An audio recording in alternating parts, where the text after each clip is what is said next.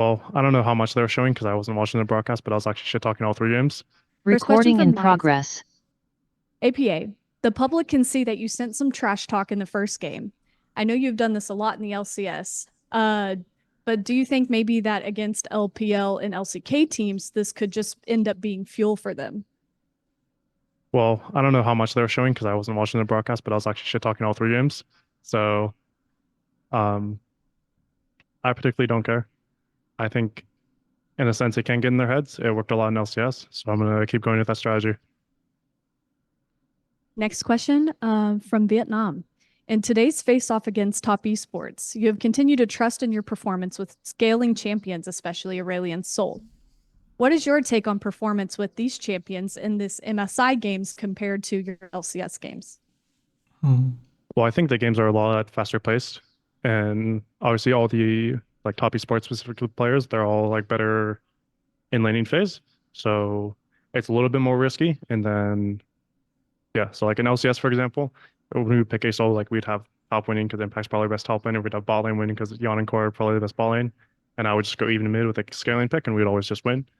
But I picked that game, it's 2 and 3, and then that didn't really happen. I think I fell behind in one of the games a little bit, and then like it was either bot lane or top lane, and both those games fell behind. So like I think also though, like what was shown today in stage was not what I've personally seen in scrims. I think we just played very scared and gave up too much. Like gave up way too many objectives, didn't fight as fiercely as we could have, and to be honest, fought a little bit poorly.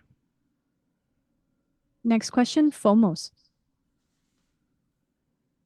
Thank you. Uh, I have two questions for you. First off, what is the biggest regret in terms of gameplay in today's series, and what should have been done differently? And second question is, based on the performance today, what has to be done in order to get a different outcome in the next series?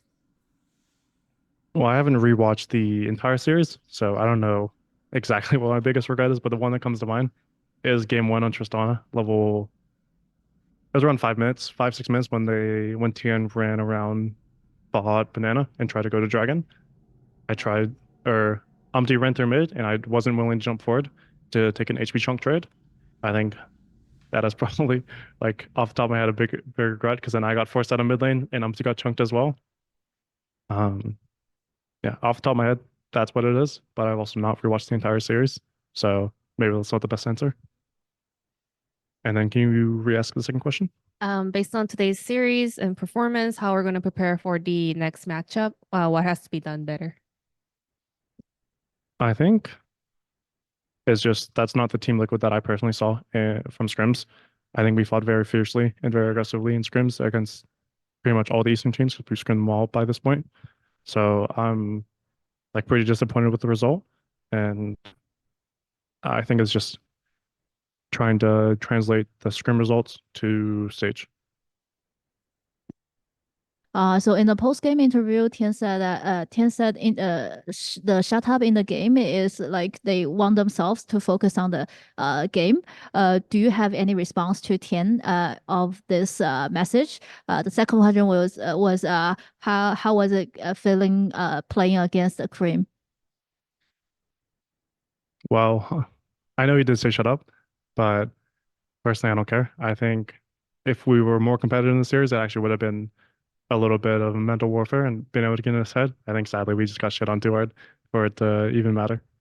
And then I think for playing against Cream, like to be honest, I wasn't the most impressed. I don't think he pressured me mid all too much past game one. I think he played well in game one, but then games two and three, like he didn't play laned well. And then I think we were just too far behind post Rift Road both games where he was just able to like whack both side lane turrets, get so much gold, and then everyone else was so far ahead where the game was just quite hard. Um, After FlyQuest lost in play-ins and after this 3-0 from TAS, a lot of players and analysts have been saying that NA is particularly weak this year. Do you have a response to that sentiment, especially considering like the results don't really back that up? You mentioned that you've been doing better in scrims, but despite that, there's this prevailing sentiment. I don't know how I was wondering I guess how you feel about it. To be honest, I don't care about what fans or other people outside of my team think. So yeah, I'm like I'm the one in scrims, and I'm very confident with our scrim performances. So as long as we're able to translate that into our next series, I don't really care. Next question, Daily Esports.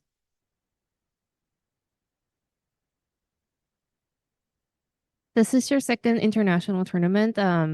First one was last year Worlds. So how does it feel to be here? And second question is, I did an interview with TES player earlier, and they mentioned that they focused on target banning mid lane champions a lot. So how are you gonna kind of overcome that in the upcoming matches? And lastly, what is your personal goal this MSI?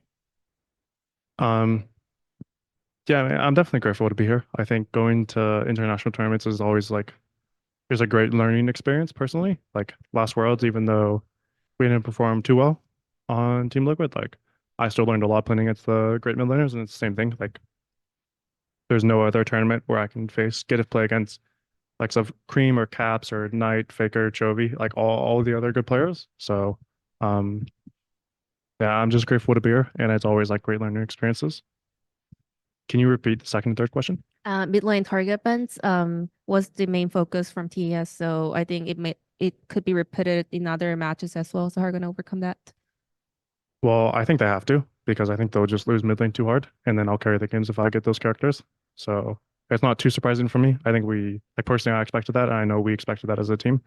So yeah, Lastly, your personal goal this MSI? to not lose 0-3 to Fnatic. Next question from Sons of KS. You are the last team from North America. Do you feel any pressure going into this lower bracket? No. And final question from Zim Game Vietnam. For the next match, how confident are you facing Fnatic? Or do you think Fnatic could surprise Gen G? Well, to be honest, I think Fnatic's going to get shit on by Genji, so I think it will be Fnatic. But yeah, I'm confident. I think as long as we don't play like we did today, which is a funny thing to say, and we play like we have in scrims, I'm very confident for Fnatic. Awesome. Thank you. Just a reminder that Team Liquid is still in it. I know it was very embarrassing. I know we're all disappointed, but at the end of the day, we still need to cheer for them.